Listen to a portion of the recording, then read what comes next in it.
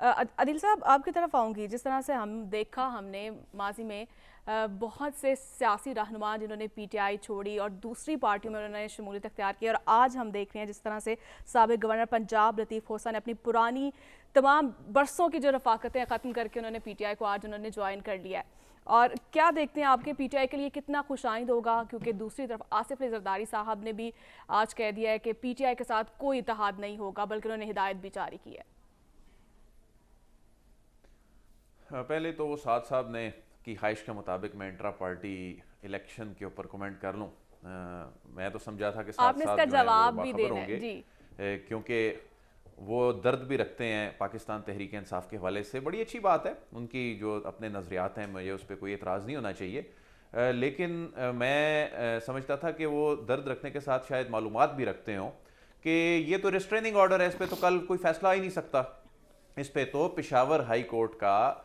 Restraining order ہے کہ یہ منگل کے روز تک اس پہ کوئی فیصلہ نہیں آ سکتا, اور پی ٹی آئی اس میں کوشش کرے گی کہ جو ہماری بات ہوئی ہے ان کی لیگل ٹیم کے لوگوں سے بھی, کہ اس معاملے کو اس میں توسیع کروائی جائے کہ الیکشن کمیشن اس پہ فیصلہ نہ دے سکے. اچھا, نامینیشن پیپر جو ہیں, نامینیشن جو پیپرز فائل ہونے ہیں وہ 20 سے 22 دسمبر تک ہونے ہیں. تو ہو سکتا ہے اگر یہ ریسٹریننگ آرڈر چلتا ہے تو اگلے کئی ہفتوں چل سکتا ہے, مہینوں چل سکتا ہے, ای سی پی اس کو کنکلوڈ بھی کر لے تو وہ فیصلہ نہ دے سکے. لیکن اس سے نقصان کس کو ہوگا؟ اس سے نقصان خود تحریک انصاف کو ہوگا. وہ اس لیے کہ اگر آپ کو اتنا یقین ہے, جس طرح کے ساتھ صاحب کو یقین ہے, اس طرح اگر آپ کو بھی اتنا ہی یقین ہے کہ اتنا زبردست طریقے سے آپ نے کوئی قانون کی خلاف ورزی نہیں کی,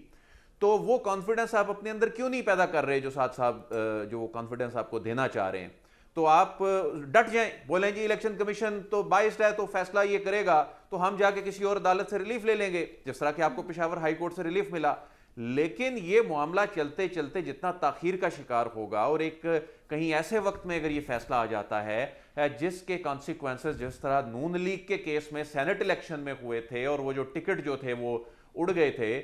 تو اس کا جو ان کا جو انتخابی نشان تھا وہ ختم ہو گیا تھا,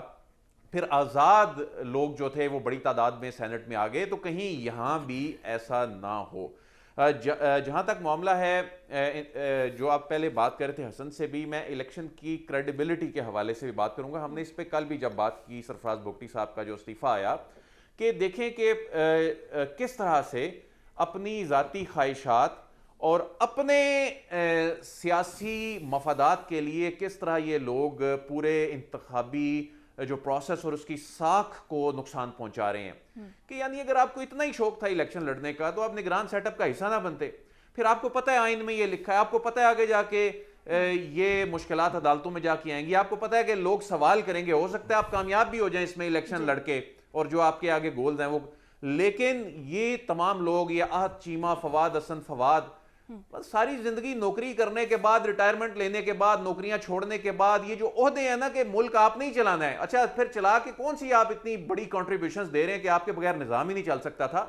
تو آپ کو خود چھوڑ جانا چاہیے تھا یہ کہ بھائی نہیں, یہ انتخابی نظام پہ ہمارے ملک کو اس کا نقصان ہو رہا ہے, اس کی کریڈیبلٹی کا مسئلہ ہے, ہم بیٹھے ہوئے ہیں, ہم نے ماضی میں ان کے ساتھ کام کیا ہوا ہے, لیکن پتہ نہیں لوگوں کو کیا ہو گیا ہے کہ بڑے بڑے عہدے لینے کے بعد, بڑی بڑی اچھا ڈیلیور کرنے کے بعد اپنی ڈومین میں, اس کے بعد آ کر انہوں نے خود بھی پولیٹیسائز ہونا ہے, پورے نظام کی جو ساکھ ہے اس پہ بھی انگلیاں اٹھوانی ہیں, اور اس سے الٹیمیٹلی نقصان جو ہے وہ ملک کو ہوگا. باقی جہاں تک معاملہ رہ گیا, آپ کا کوشچن بھی تھا کہ آج لطیف کھوسہ صاحب نے جوائن کر لی پی ٹی آئی, تو وہ تو ہم نے آپ کو پہلے ہی کہا تھا کہ جی یہ تو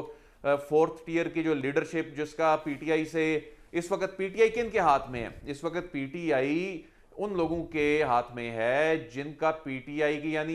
یہ کوئی چوتھی قسم جو پیدا ہوگی وکلا کی, انہوں نے ٹیک اوور کر لیا نا. اب تو چیئرمین بھی ظاہر ہے ایک ایسی شخصیت ہیں جن کا پاکستان تحریک انصاف سے کوئی تعلق ہی نہیں تھا. اب پاکستان تحریک انصاف آنے والے دنوں میں آپ کو مزید بہت سے ایسے لوگ اس میں نظر آئیں گے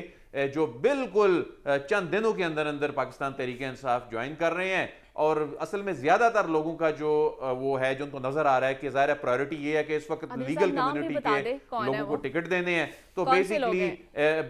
بیسیکلی جو وکلا حضرات کے آنے کا جو زیادہ تر آنے کا جو مقصد ہے وہ بنیادی طور پہ وہ ٹکٹ لینا ہے. آپ نے دیکھا کہ کس طرح اصل جو ان کا ایسٹ تھے نا, پی ٹی آئی کا جو ایسٹ کون لوگ تھے, وہ لوگ تھے جو کہ آئی ایس ایف کے ذریعے جن کی تربیت ہوئی وہ پارٹی میں اوپر آئے, اور وہ ینگ لوگ واقعی اس جماعت کے نظریاتی لوگ تھے جنہوں نے اس کرائسس سچویشن میں پارٹی کو چھوڑ دیا یا دیگر جماعتیں جوائن کر لیں. یہ ایک بہت بڑا دھچکا تھا. یہ ابھی جتنے بھی لوگ آ رہے ہیں یہ سب ٹکٹ کے لیے آ رہے ہیں. ٹھیک ہے, سب ٹکٹ کے لیے